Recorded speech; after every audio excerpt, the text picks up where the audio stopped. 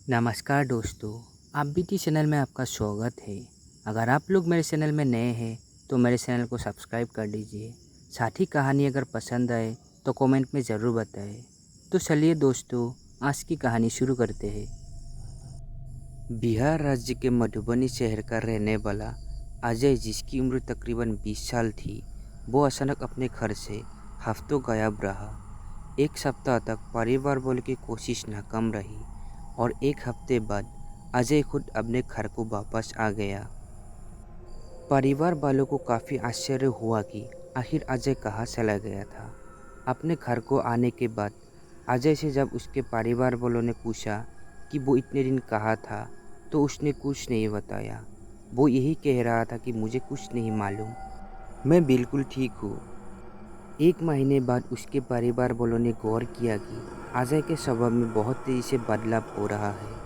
अब वो अजय पहले वाला अजय नहीं रहा, वो थोड़ा बदल गया है। वो अपने पढ़ाई में भी मन नहीं लगा रहा था और ज़्यादा से ज़्यादा समय सोने में जाया कर रहा था।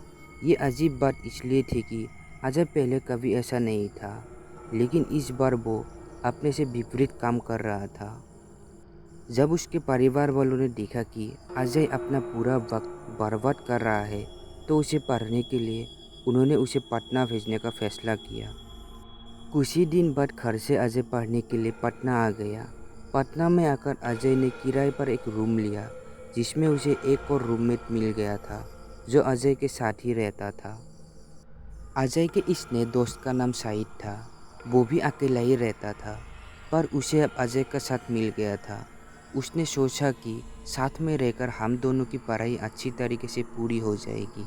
पर आगे साहिद के साथ जो घटनाएं घटी, वो हर एक किराए पर रहने वाले छात्रों के लिए एक खौफनाक संदेश है, जो आगे आने वाले खतरों से उन्हें अवगत कराएगी। अजय के साथ रहते रहते अब महीनों बीत चुके थे, पर अचानक एक दिन रात को साहिद के होश उड़ गए। उसके पैरों तले से ज़मीन खिसक गई। उसके पूरे रोंगटे खड़े हो गए, क्योंकि साहिद ने उस रात को जो देखा और महसूस किया, वो सिर्फ साहिद ही समझ सकता था। साहिद और अजय जब रात को एक ही बेड पर सोए हुए थे, तो उस समय रात के 1 बज रहे थे। दोनों चैन से सोए हुए थे, पर अचानक ही साहिद की नींद खुल गई। कमरे की बत्तियां बुझी हुई थी, पर बाहर से आ रही शाम की रोशनी से कमरे में थोड़ी सी प्रकाश जरूर थी। नींद के अचानक खुलते ही साहिद उठकर अपने बिस्तर पर बैठ जाता है और अपने दोनों हाथों से आंखों को मलता है। मलता हुआ जब वो अपने दोस्त को देखता है, तो उसके रोंगटे खड़े हो जाते हैं। साहिद देखता है कि अजय उसकी ओर अपनी मुंह करके सोया हुआ है और उसकी दोनों आंखें खुली हुई है, मानो वो सोया ही नहीं हो। उसकी पलकें नहीं झपक रही थी और वो दरअसली लाल आंखें बेहद ही खौफनाक थी। शाहिद तुरंत अपने बिस्तर से उठकर कमरे की लाइट को जलाता है। लाइट जलने के बाद जब शाहिद अजय को देखता है, तो पता है कि अजय पूरी तरह से नींद में ही है और वो बिल्कुल ठीक है। ये बात शाहिद को बहुत अजीब लगी। फिर शाहिद ने सोचा शायद कोई बुरा सपना देखा होगा, और ये सोच वो लाइट को बुझाकर फिर से उसी कमरे में अजय के साथ सो जाता है। तकरीबन आधे घंटे सोने के बाद शाहिद की नींद फिर से खुल जाती है।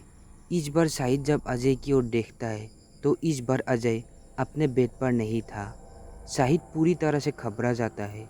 वो अपने कमरे से बाहर बरामदा की ओर जाता है, तो देखता है कि अजय बरामदा में ही सोया हुआ है। अजय की मुंह से झाग निकल रहा था। शाहिद काफ़ी घबरा जाता है और अजय को उठाने की कोशिश करने लगता है।